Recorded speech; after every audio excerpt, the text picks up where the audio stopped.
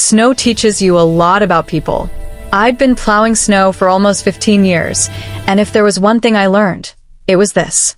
When the roads disappear under white, so do people's manners.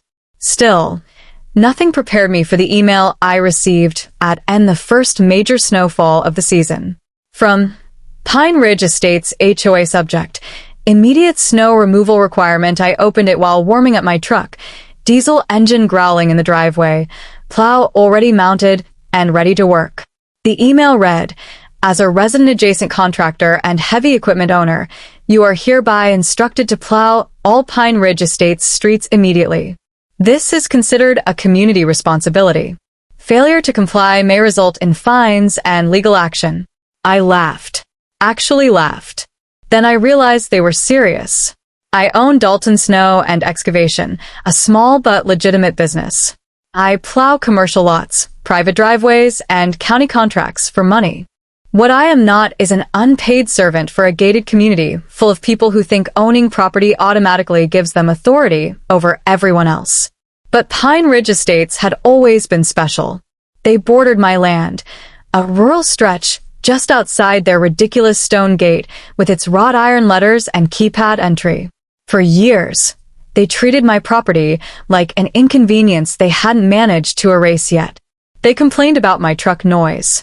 They complained about my plow lights. They complained about my business sign. And now, they wanted free labor. 5 minutes after the email, my phone rang. Unknown number. I answered anyway. Mark Dalton, I said. This is Cynthia Holloway, president of Pine Ridge Estates HOA. A woman said in a tight, clipped voice. Did you receive my email? Yes, I replied. And I think you sent it to the wrong person. No, she said sharply. You live adjacent to our community. Your equipment is already there. It's only fair. Fair, I repeated. Our residents pay significant dues, she continued. We shouldn't have to wait for county plows while you profit off snow. Silence. Then her voice dropped into something colder. If you refuse, she said, we will file complaints with the township. Zoning. Noise violations. Environmental impact. There it was. The threat. I smiled. Do whatever you need to do, I said. Have a nice morning. I hung up. By noon, the storm had turned brutal. Wind howled. Snow fell sideways. Roads vanished. Visibility dropped to nothing. I was booked solid, grocery stores, medical offices, elderly clients who depended on me to get out of their homes safely. Meanwhile, Pine Ridge Estates sat untouched. No plows, no salt, no exits. And they were furious. My phone lit up nonstop. Emails, voicemails, texts from unknown numbers. One message read, you are obstructing emergency access. This is illegal. Another, we will make sure you never work in this county again. Someone from the HOA showed up at my gate. I recognized her instantly. Cynthia Holloway. She stood ankle-deep in snow, designer boots ruined, arms crossed, face red with rage. You are endangering people, she snapped.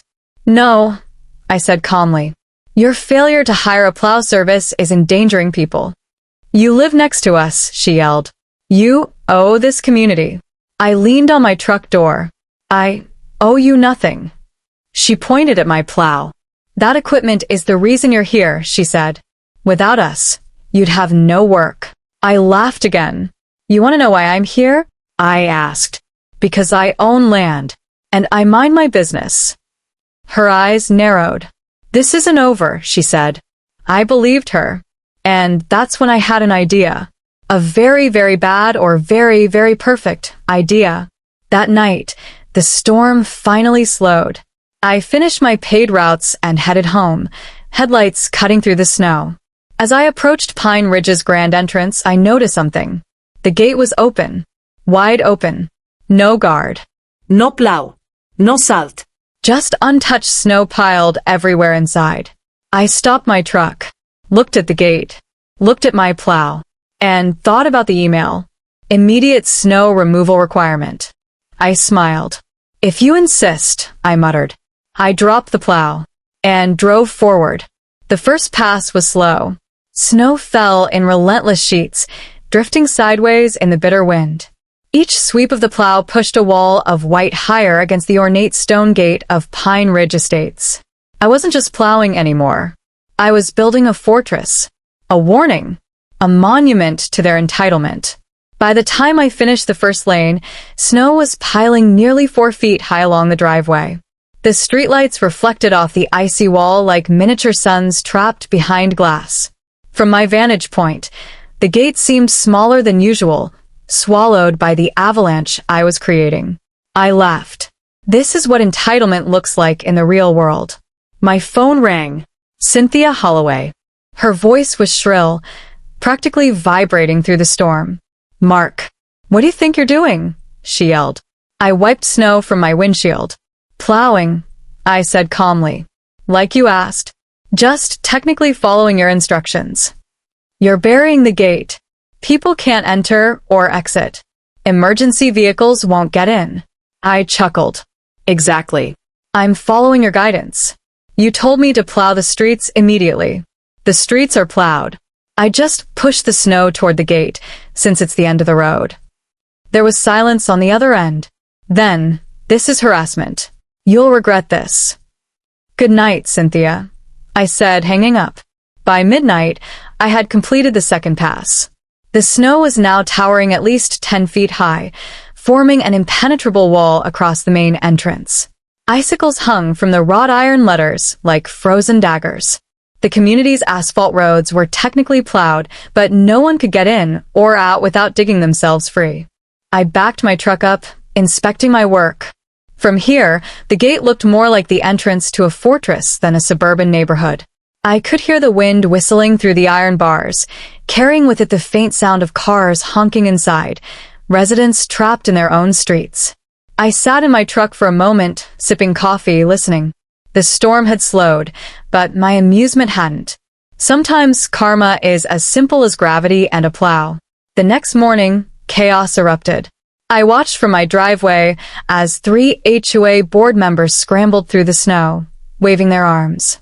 People were trying to leave, slipping on icy patches. A snowblower had broken down, another was stuck halfway to the gate. I could hear Cynthia screaming at the landscaper on the phone. "Mark Dalton is insane. He technically did what we asked." One elderly resident peeked through a window and yelled, "Why didn't anyone plow this yesterday?" I waved politely. "Good morning," I called out. I could see Cynthia's jaw drop. She ran toward my truck. "You will remove this immediately. It's illegal."